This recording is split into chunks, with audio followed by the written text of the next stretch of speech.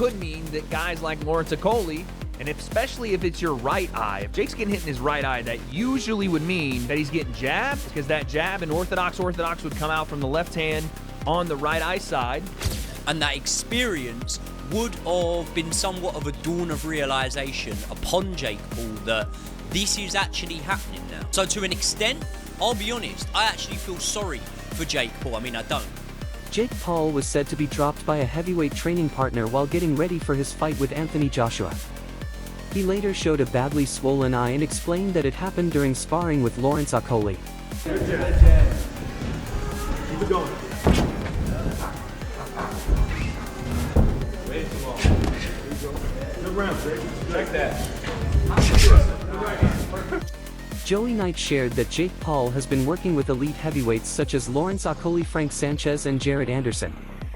During these hard sessions, Paul showed clear signs of injury, which proved how intense the training was. Knight called it the hardest week of Paul's camp and said the power and experience of these fighters caused real damage. The marks left on Paul showed how demanding it is to prepare for someone at Anthony Joshua's level. Knight believes Paul is facing challenges far greater than before, since even controlled training with top heavyweights can cause serious harm and push his limits. 5 ranked Lawrence Okoli. That is who Jake Paul has been sparring with over the past few weeks. In trouble finding Hussein Mohammed early on. And a lot of you guys will know this because Jake Paul showed the bruises and marks on his face and said that it was Lawrence Okoli that had done that. And faces don't necessarily tell you how a spar went. Some guy can have blood all over him, he can have a busted up nose, but he still won the rounds in sparring. But I can only imagine that this week has been a very, very humbling experience for Jake Paul. In fact, the past few weeks will have been eye-opening for Jake Paul. A past few weeks where he has sparred the likes of Lawrence Okoli, of Jared Anderson, and of Frank Sanchez as well. And being that I have seen Jake Paul go life and death with Tommy Fury, you can guarantee you that Okoli, that Anderson, and that Frank Sanchez have basically manhandled Jake Paul in there. And that experience would have been somewhat of a dawn of realization upon Jake Paul that this is actually happening now. So to an extent, I'll be honest, I actually feel sorry for Jake Paul. I mean, I don't, because then I remember the 70-odd million that he's reported to be earning at the end of this fight. But you can't deny, right, that in a world where these almost fantasy fights and whatnot are making such a shitload of cash, that Jake Paul's probably being paid in line for this fight, actually. And the reason I say he's being paid in line is because I really don't think it takes a genius to work out where I'm going with my prediction for this fight. And that is obviously, no, in fact, drum roll please.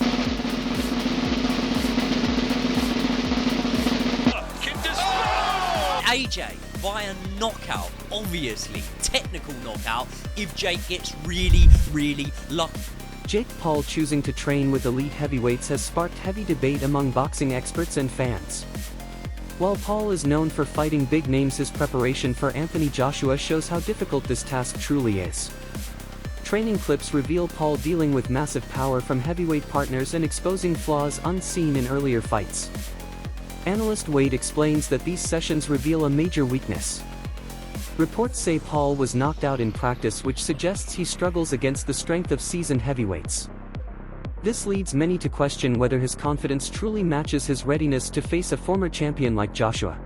Here. Question is, which one of those two things is happening, and question is, how is it going down? Because what we know about Anthony Joshua is that he has a nasty lead hook, and he's going to have a reach advantage on Jake, just like Lawrence Okoli does in the gym, which is why Jake has brought him in. So that jab's going to be effective. That lead hand of AJ is going to be effective. How does Jake maneuver around that? And again, you can look at this a couple of ways. One, okay, you get hit with it in camp, so you don't get hit with it in the fight, which is why you bring these heavyweights in. It's why you bring Jared Anderson, Lawrence Okoli, Frank Sanchez in. Or two, there's a massive flaw in what Jake's doing, that he's continually getting hit with this, and the indication that he's getting hit by Okoli means he's going to get hit the same way with Anthony Joshua. I tend to believe a little bit of both, right? You do this so that it doesn't happen, but also how much can Jake really learn and to avoid something that's coming out with the jab or with the lead hook, or just again the distance control and the range of a guy like Okoli and a guy like AJ that Jake just can't make up for.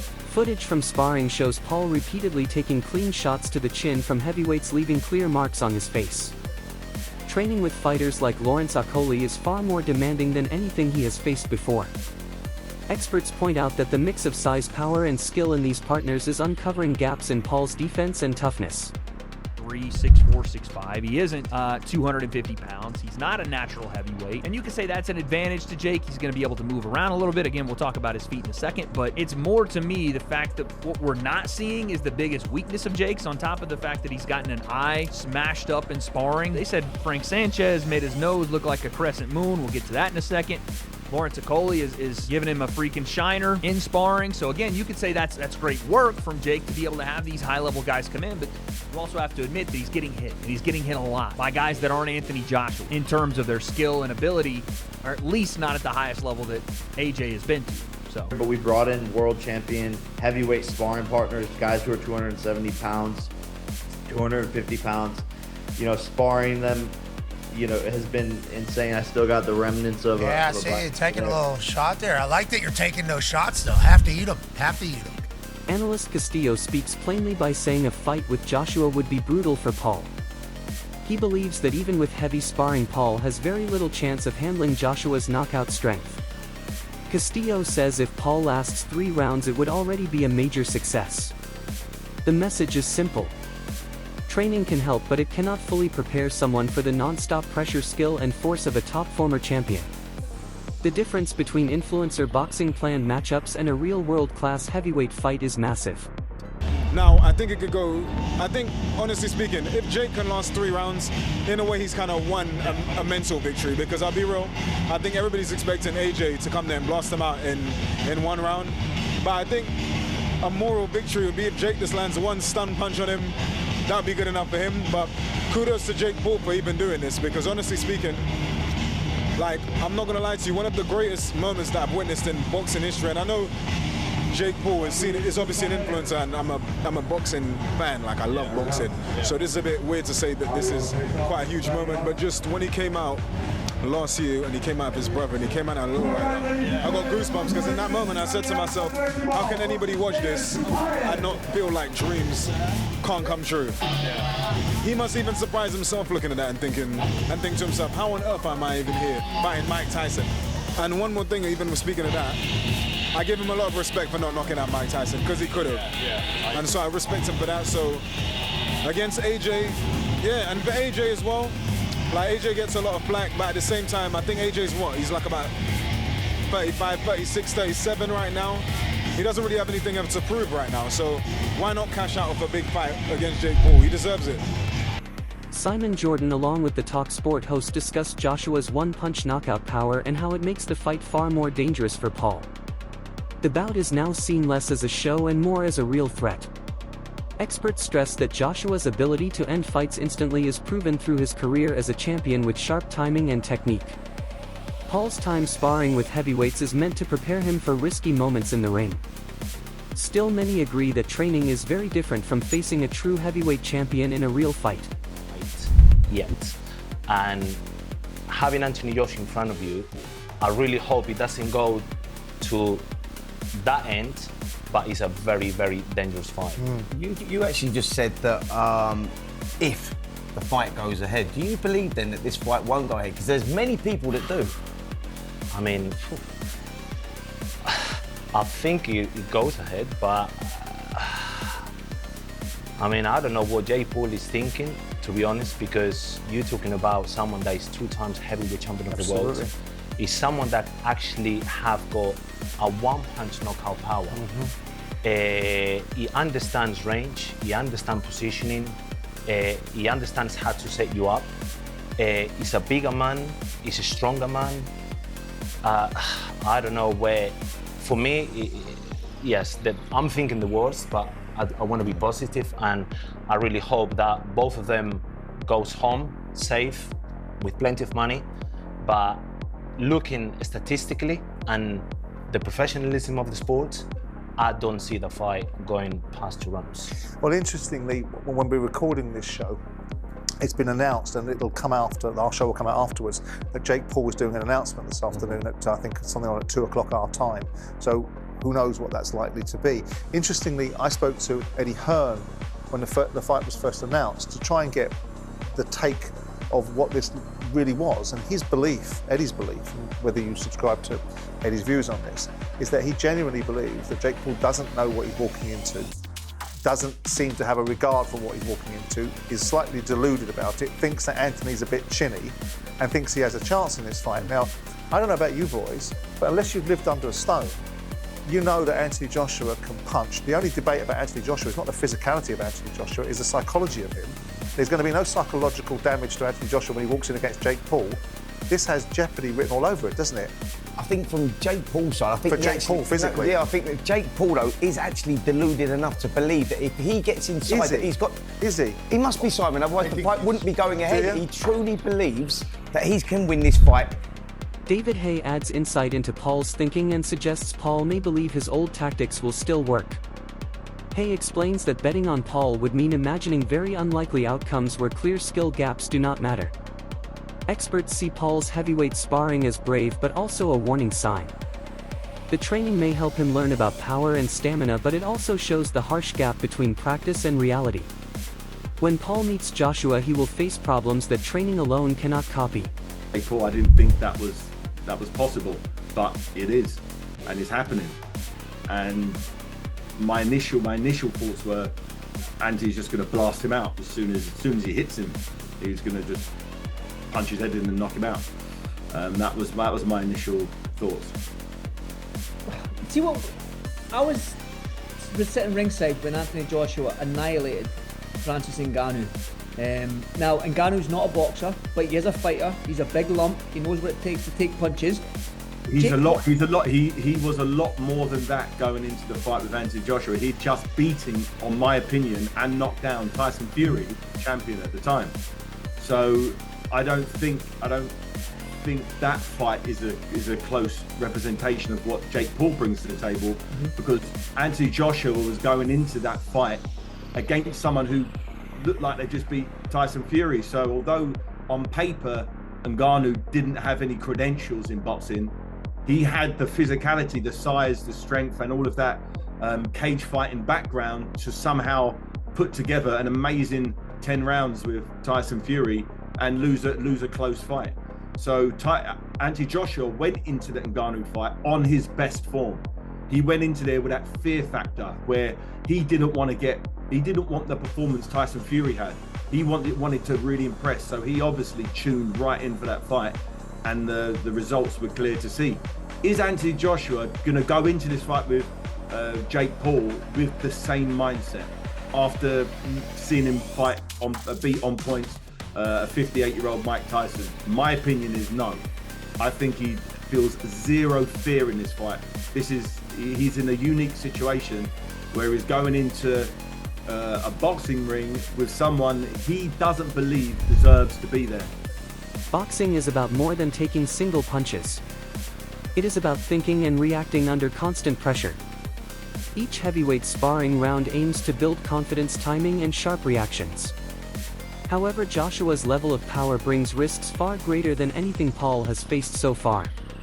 I'm not an idiot. I know they're getting a lot of money to be there, and it's easy work. But what is in that for Lawrence Okoli, Frank Sanchez, and Jared Anderson? Easy money. I don't know how much he'll be paying sparring partners. I assume to get those caliber of sparring partners in, it's got to be big money. Lawrence Okoli's got a fight coming up. If you're Joe Gallagher, you go spar Jake Paul, is that going to help you? No, absolutely not. Are you going to get a bit of profile from it, perhaps? People are going to hear your name? Yeah. Does that help? I mean, we're going to spar with Kessler, and I got £500 or euros for the week. It was the hardest money I've ever earned in my life. How much did you learn? Yeah, me, bundled. Yeah. What's Okoli learn? I don't get it. No. I do get it, the money. But when you got a fight coming up, I'm thinking, really? Are you going to get anything out of that sparring that's going to help you in your fight? Maybe you are. Maybe I'm just completely diminishing Jake Paul's ability, but I'm struggling. I really am. Fair play to Jake Paul. I mean... And you're right, there's a bit of a conflict there, because Joshua used to manage him. Yeah, it was through 258, right? Yeah. But surely they're smashing him to pieces. Surely Jake's going, oh, what the fuck? This has been horrible. Every single one of those three fighters there could annihilate him in a round. Yeah, so are they not doing that? I've got so many questions. Baron Quiggin stresses how serious this situation is and says Paul is moving far beyond entertainment boxing. He explains that confidence alone cannot close the physical and technical gap against Joshua. Joshua's knockout power is real and ignoring it could end badly. Mquigan's view matches most experts. Paul's rise is impressive in celebrity boxing, but facing a true heavyweight champion is a completely different test. Tennis, and you got Brian Norman Jr. all in the 154-pound category, so it's a tough division. So it wouldn't at all surprise me if he's unable to win a world title because the opposition is good. But maybe if he boiled down to 147 again, he would have a better chance. Last thing I want to ask you about, Barry, is the big news regarding Anthony Joshua and Jake Paul. One of the biggest quotes, two of the quotes that stuck out to me was that David Hayes said that fight could be Jake Paul's last day on earth. And I think Gareth A. Davis has described it as a freak show. Some people are saying, AJ's grabbing the bag. There's nothing wrong with that, because anybody else, if they got offered that kind of money, they would do it. So. And some people are suggesting he might damage his legacy. Where do you sit with the decision of him taking that fight? And it's a professional late-round fight as well. Yes, it's a highly dangerous fight for Jake Paul. I don't know what he's doing, unless they have done some sort of caveat or some sort of agreement that he says he's going to go easy on him, or he's not going to go flat out. But I've been tossing this up and down in my mind and trying to figure how under God, when he had agreed to fight someone like Tank Davis, who is several divisions below him, that's more like what Jake Paul does, and then he goes from there to fighting Anthony Joshua. I mean, just look at what happened to Francis Ngannou, who's a big, athletic, tough guy and had gone 12 rounds with Tyson Fury and given him a real ding-dong. And then he gets absolutely obliterated in a round and a half against Joshua. That shows you, despite the fact that he's been knocked out since by Daniel Dubois, who could knock out anybody, by the way, in any weight division or in any era of the heavyweight division. He's such a powerful guy, he could knock anybody out if he hits them properly. But it just seems utter madness. That wraps up today's video. Thanks for watching and see you next time.